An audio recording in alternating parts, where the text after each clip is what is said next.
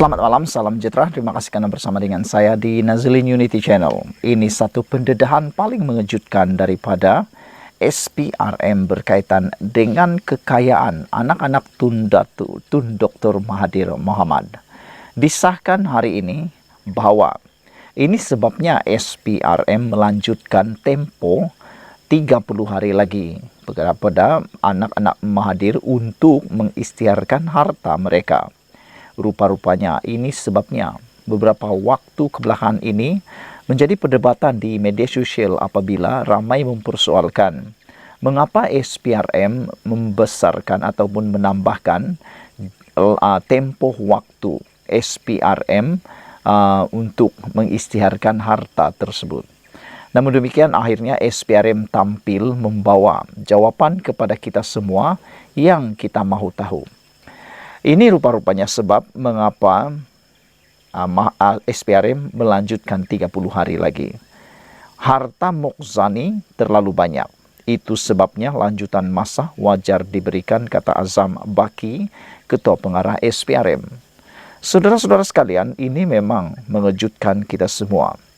Berapa banyak agak-agaknya kekayaan anak Tun Mahathir Mohamad sehingga lanjutan masa 30 hari lagi diberikan.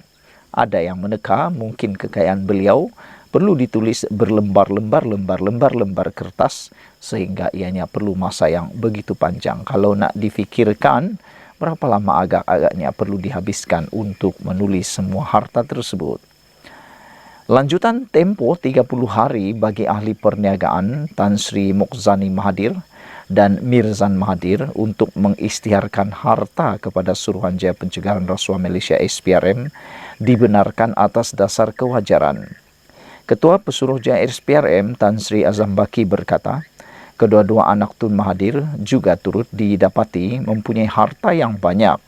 Selain perlu meneliti dengan tepat setiap harta yang perlu diisytihar, Mokzani ada memohon tambahan masa sebelum ini dan SPRM telah melanjutkannya selama 30 hari lagi. Tempo masa yang diberikan itu adalah wajar berdasarkan penerangan pegawai penyiasat yang menjalankan siasatan, kata Azam Baki. Ini kerana harta-harta yang terlibat itu disiasat adalah banyak dan perlu lebih detail atau terperinci untuk mendapatkan dokumen atau akuan berkaitan, kata beliau.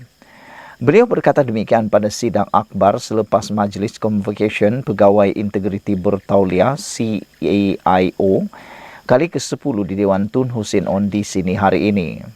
Tambah Azam Baki lagi, dua anak bekas Perdana Menteri kerjasama baik, memberikan kerjasama baik diberikan oleh Mokzani dan abangnya Mirzan kepada pihak SPRM sepanjang siasatan dijalankan.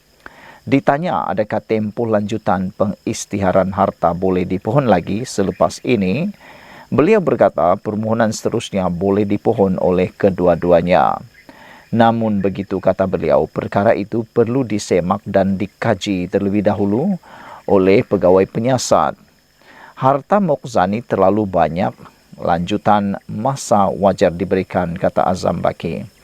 Saudara-saudara sekalian, dengan pendedahan mengejutkan daripada Ketua Pengarah SPRM ini, kita bagai terkedu berapa agak-agaknya kekayaan atau harta Mokzani yang disebut terlalu banyak ini sehingga lanjutan masa wajar diberikan. Sekian dulu untuk kali ini. Jangan lupa tinggalkan komen anda, tekan butang subscribe. Kita jumpa lagi. Bye-bye. Selamat petang, salam sejahtera. Terima kasih karena bersama dengan saya di Nazilin Unity Channel. Ini ulasan daripada Harapan Daily ditulis oleh Kamil Munim. Islam Hadi yang mencabar perlembagaan.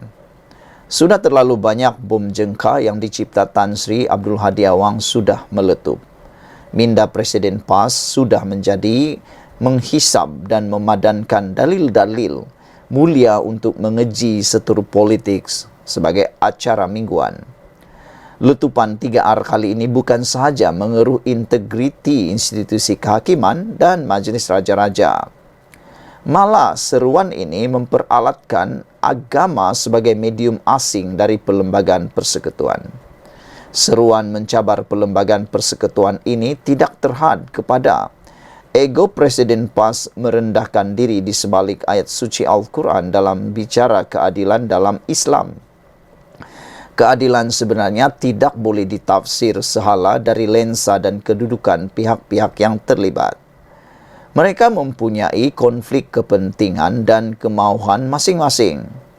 Mahkamah tidak akan pernah boleh memuaskan hati semua pihak. Sebab itu, kita sering sahaja melihat mereka yang sebelum ini memuji ketegasan mahkamah hari ini menghamun institusi tersebut pula. Begitulah sebaliknya. Ekstremisme aliran hadi, kejumudan ini memaksa pengasingan agama dengan sistem perundangan. Akhirnya, ia sekali lagi mengembalikan persoalan masyarakat kepada stereotip ekstremisme agama yang dibawa aliran hadi. Bagi Presiden PAS, solusi kesempurnaan Islam versi PAS adalah jawapan kepada semua persoalan tanpa mengambil kira fikrah penubuhan negara, jauh sekali demografi. Apalah sangat kontrak sosial dan kestabilan negara bagi mereka. Begitu jelas pelanggaran yang dilakukan dalam perang saraf hadi hanya untuk mereka berkuasa. Ketika demokrasi tidak berpihak kepada PAS, begitu lantang Tuan Guru menjenamakan Perlembagaan Persekutuan sebagai muslihat yang diterima tanah Melayu demi kemerdekaan. Ironinya, perlembagaan ini tidak pula menipu umat Islam ketika komrad mereka memegang kuasa. Tabiat gopoh memberi ulasan keras sebegini adalah satu ketagihan yang memakan diri. Tidak menghairankan, api keagamaan ini sengaja dimarakkan susulan. Ahli Parlimen Marang itu menyindir keputusan Mahkamah Persekutuan. Sebelum ini, panel 9 hakim dalam keputusan majoriti 8-1 membenarkan petisyen oleh Nick Elin, Nick Zurina, Nick Abdul Rashid dan anak perempuannya Tengku Yasmin Natasha Tengku Abdul Rahman untuk membatalkan 16 peruntukan enakmen jenayah syariah Kelantan. Bahkan secara terbuka juga beliau mempertikai titah Sultan Selangor dengan alasan sekadar memberi peringatan kepada umat Islam untuk mempertahankan akidah.